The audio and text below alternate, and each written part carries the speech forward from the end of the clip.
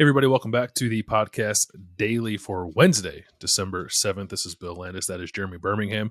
There's like nothing going on in college football, right? Nothing. We're short on things to talk about. Nothing. And that's why it's so great that you had time to get a haircut on Tuesday. You look magnificent. And, you look like a guy who's prepared for the battle that we're all diving into over the next few weeks, because it is rough out there. It is not a good time to be involved in college football. I imagine on the administrative side or the coaching side or the personnel side, because it's pretty rough for us on the media side. And we're just, kind of like the least important people in the entire thing. But this is weird. I can't imagine that it's what people, let me say this way. Like, what did you expect was going to happen? You know what I mean? Like when you open up what is essentially free agency along with, paying players for the first time, I think it should have really been like one or the other, like the transfer portal exists or NIL, like to do this all at once and watch everything kind of just explode the way it has right now. It is hard to keep up. It sure would be nice to just be able to kind of focus on the fact that Ohio State is, playing in a playoff game in less than a month, but we're not quite in a position to do that just yet. We are waiting to hear from Ohio State on some potential availability with players this week. Hopefully that happens. But in the meantime, there is some stuff to talk about. I think we'll get into some of that, the transfer portal and recruiting stuff. But I thought maybe it would be good to maybe follow up a little bit on what Austin and I talked about on the Tuesday edition of the Daily as it pertains to Kevin Wilson, who has now officially taken the Tulsa head coaching job. Actually, I think he's doing his introductory press conference as you and I are recording this on Tuesday evening. What is your anticipation or expectation, I suppose, on how this proceeds for Ohio State and how Ryan Day might want to fill that void on his coaching staff? It's interesting because I think that there are two very distinct ways that Ryan Day has handled things in the last couple of years when he's had openings on his staff. There's the way when things are fine and it's not really like necessary to completely overhaul things. He generally seems to prefer the idea of promoting from within. The Buckeyes have gone out of their way in the last couple of years to find roles for Keenan Bailey in the coaching staff, and with the promise that eventually there's going to be a spot for you here on the full-time assistant coaching payroll. That seems like it's probably the right decision because Keenan Bailey is one of the most well-regarded young people in the entire sport. But I know that there's going to be a segment of the fan base that will be unsatisfied by that because they think that Ohio State needs to renovate or reinvigorate some things by bringing in some outside influence and outside voices. But I don't think that's really necessary to do on the offensive side of the ball right now, unlike a year ago on the defensive side of the ball when Ryan Day said, everyone's gone, I'm doing my own thing. I just don't think it's the same scenario. I don't think it is either. I think there is a balance there that Ryan Day needs to continue to be careful to strike in terms of sticking with the familiar, promoting from within, but also inviting in outside ideas. And I think maybe at times he has perhaps leaned too much into the familiar, and like certainly with maybe not this most recent defensive overhaul, but prior to that, just sort of standing pat after the 2020 season, kind of shuffling some things around. That can get you in trouble at times. I don't think the offense is close to being in that position. At least I'm not personally worried about that. I think it could use some tweaks here and there. I'm not on alert for like Ryan Day to give up play calling. I know it's a major point of contention, or at least it seems that way among the fan base. And I'm not saying it shouldn't. But I also, don't want to belabor a point that is unnecessary if we don't think that Ryan Day is ultimately going to do that. So I'm much more of the mind that someone gets promoted, whether that's Justin Fry or Brian Hartline gets an expanded role or Tony Alfred gets an expanded role, than I am on alert for him bringing in some, whether it's a well-known name or not, coordinator who may or may not be calling plays and give this offense a more significant revamp. Well, the entire tagline for the program in the last 5 years has been developed here, right? Like that is what they want to do. That is the preference for not just Ryan Day, but for Ohio State when it comes to coaches, when it comes to players. You don't want to spend 6 years developing a young coach like Ohio State has done with Keenan Bailey and then allow him to walk out the door and go, take what he's learned and do it elsewhere. Yeah. That said, it's still only December 7th. The coaching carousel has barely even begun to start moving. There's going to be a ton of moving parts that happen between now and January 15th. And so you have to consider the fact that Kevin Wilson may still not be the only offensive coach that leaves. I mean, we don't know what's going to happen in Indiana. We've talked about Justin Fry already as him potentially being a guy that would suit their needs if the Hoosiers decide to make a coaching change. I don't think they're going to yet, but it's certainly not outside of the realm of possibility. Tony Alford is a name that has been linked to a number of jobs around the country for the last handful of years. If he wants to be an offensive coordinator and strike his own path somewhere else, maybe there's an opportunity for him to do that. That changes things. I don't believe that Ohio State's in a position where they know exactly everything that's going to happen. But if you look at just the offensive staff, what I think would probably happen is that Justin Fry, Brian Hartline, Tony Alford all get some sort of change co title, because ultimately Ryan Day, as you said, will be the one that's calling plays. And until he decides to give that up, I don't think that you will see Ohio State do anything as far as bringing in like one of the hot names around the country, like, Lincoln Riley's brother or something like that, where I know people, he's done a great job at TCU. He'd be exciting, but I don't know if Ryan Day's in that mind space yet. And again, they're trying to win a national championship still. So some of the stuff just feels like it's so forced to even have to consider it. But everything in college football has sped up to a point where it's untenable. And we have to just try to prognosticate what happens 6 weeks from now when we have no idea what's going to happen 2 days from now. Yeah, that's kind of the funny thing about this is we're trying to prognosticate down the road of what the offensive staff might look like and what changes we think may or may not need to take place on that staff. But in the back of my head, I'm just like, well, what if they win a national championship? Yeah. then what? That's still on the table. And I guess it goes the other way too. Like what happens in that semifinal against Georgia could maybe lead Ryan Day to a different place with the offensive staff than perhaps he's thinking right now. But I just if you get boat raced like you did in 2016 against Clemson, maybe Ryan Day finds a different perspective and says, well, okay, we just got beat 31-0. Maybe I do have to make bigger changes than I thought. I mean, so I just it's hard to get your mind wrapped around it all right now. Yeah, it's weird. That just speaks to the odd nature of the timing of all this, I suppose. Let's flip over to some recruiting stuff, or I guess maybe I'm more curious about what it's like in the Woody right now for the people in charge of personnel and roster management with the portal going wild the way it is. You read a story on OhioState.Rivals.com on Tuesday about some of the battles they're fighting with the recruiting class as well. What is the balance right now between managing, I guess, guys coming and going in the portal and also trying to keep tabs on this 2023 class they're trying to sign in a few weeks? Just, the mood is just one of sort of, it's not panic, but it's a lot of people just kind of pulling their hair out at both ends because you don't have any idea from day to day what's going to happen. You have a handful of commitments that should be secure. Guys like Jermaine Matthews, a 4-star cornerback from Cincinnati, who in a normal world, in the old recruiting world, here we are 10 days before signing day, 12 days before signing day, whatever it is. They wouldn't have even thought about it. That, this guy, we got to worry about this in the last 2 weeks before the signing period. But now when you look around the country and you see places like Miami who decided, hey, we liked what we got out of this NIL push in the first few months. Let's up the ante and really go crazy. Ohio State is going to be forced to make some tough decisions when it comes to how they want to handle the NIL space moving forward, because it sounds good and you should be, as a program, committed to doing the right thing. But right now there is nobody guarding the watchtower and people are there are no rules. And so how do you continue to play by rules that you expect will be rules, but they're not rules now? So what do you do?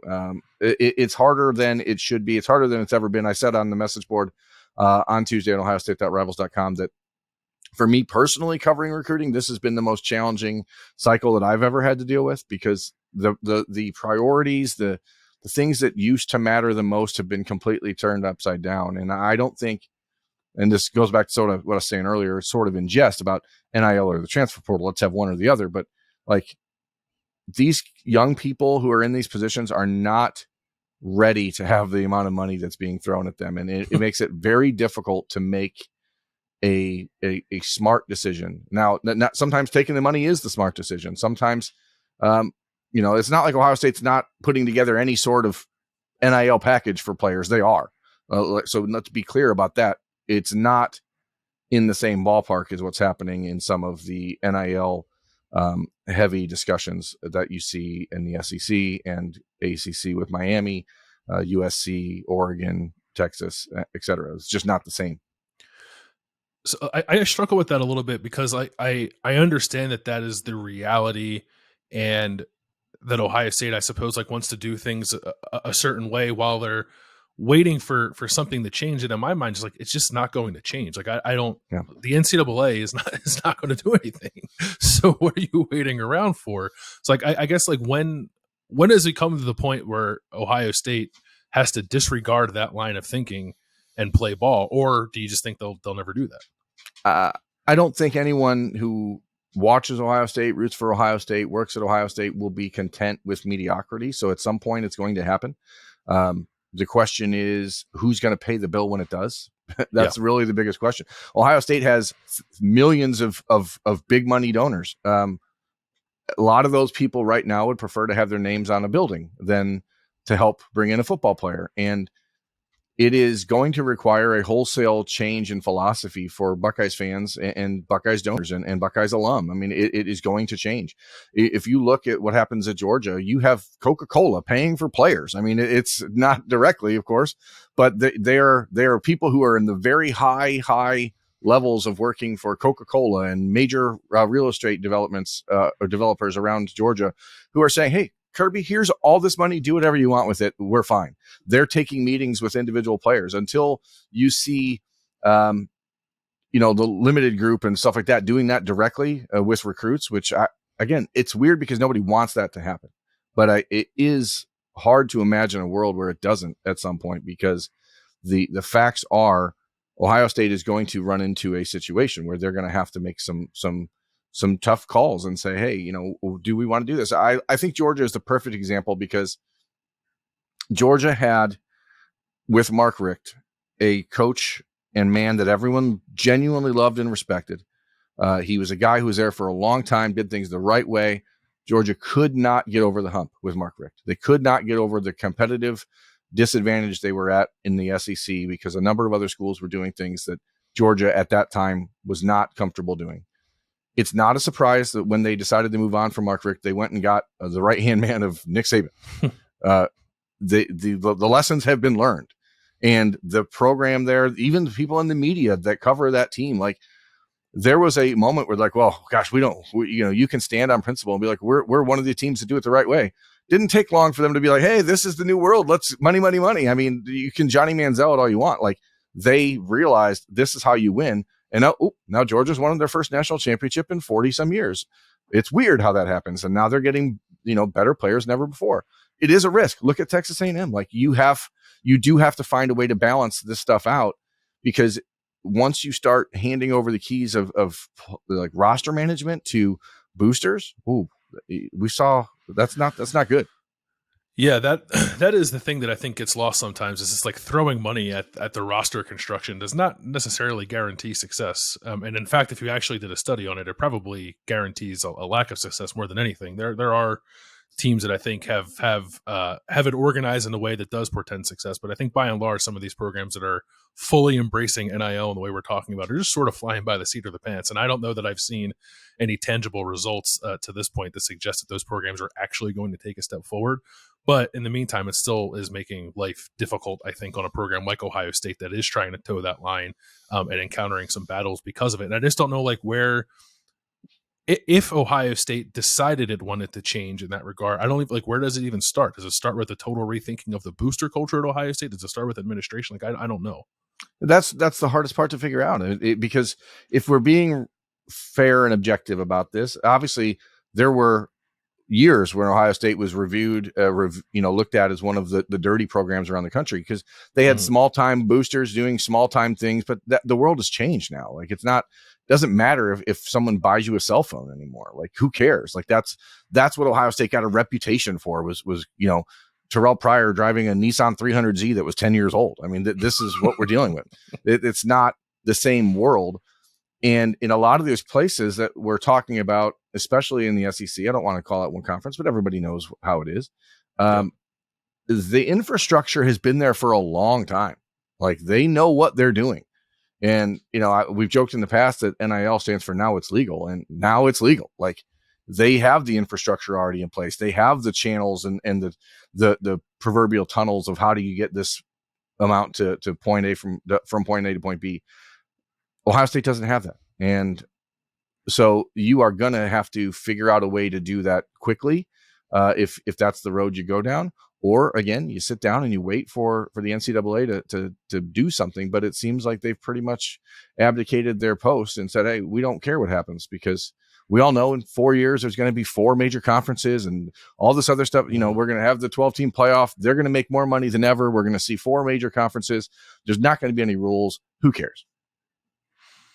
It's going to be the Wild West. Baby. It's wild, man. I don't understand. I just can't understand how people in charge in Indianapolis have been able to have just sat back and said, you know what, it's good. I mean, they decided to essentially eliminate the enforcement arm of the NCAA during the 2020 season because of COVID for some reason, as though that wasn't going to, you know, people like that's when everyone broke more rules because you had to even, you know, have conversations with kids. So how do you just leave it and say, oh, we're good. Now let's just change the entire face of the sport, but make sure we have nobody enforcing any rules. So there's literally one rule when it comes to NIL.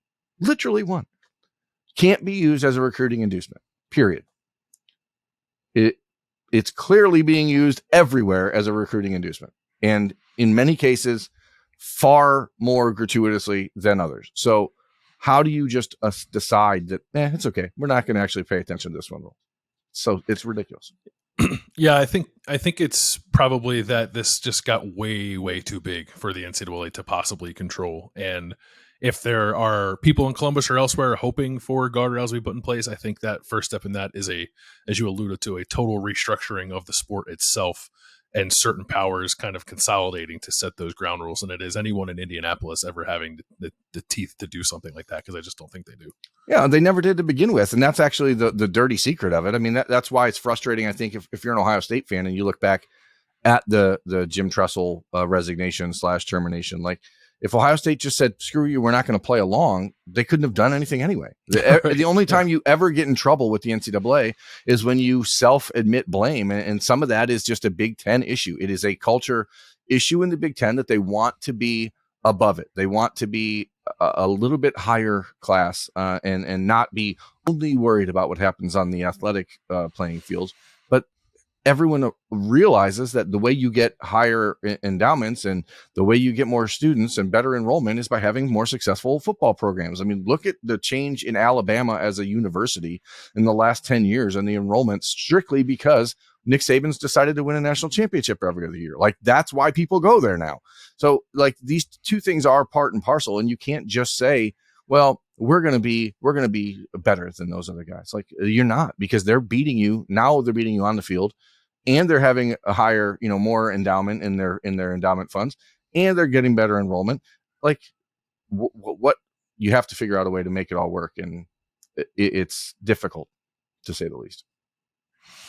No doubt about that. Anything else on your mind before we wrap up this episode of The Daily? No, Andrew Ellis and I will have a more in-depth talking stuff about, everything in the class of 2023, where things stand for Ohio State, to kind of mirror what I talked about, what I wrote about on Tuesday at ohiostate.rebels.com. But, we are still waiting, as Bill said, to determine if we're going to get some player availability on Wednesday. Ohio State coaches likely will be on the road. Kevin Wilson will be in Tulsa. We know that. So, hopefully we can get some clarity on what the plan is for Ohio State in replacing him. I imagine that Keenan Bailey will be immediately put on the road in place of Kevin Wilson for these last 2 weeks of the recruiting cycle, which, if you're a Buckeyes fan looking at it from is that a gain or a loss? Keenan Bailey is a dynamic, electric recruiter. He is one of those guys that is as responsible for the current commitments of Brandon Ennis and Carnell Tate and Noah Rogers as anybody else is. I mean, obviously Brian Hartline gets a lot of the headlines, and he should, but Keenan Bailey has been a very, very vital, Robin to Brian Hartline's Batman. So getting him on the trail and working for Ohio State these next 2 weeks will not hurt. Yeah, I mean, there's a reason that Ohio State has put so much effort into keeping him around. So, and which I think leads us to believe that he is likely probably to get some kind of elevation here on the staff as Ryan Day tries to figure that out. A lot going on, staff changes, recruiting, transfer portal, and oh, by the way, Ohio State is gearing up for a playoff game on December 31st against Georgia in the Peach Bowl. Plenty of more coverage and discussion coming about all those things here at the podcast and at ohiostate.rivals.com. For Berm, I am Bill. We'll talk to you guys next time.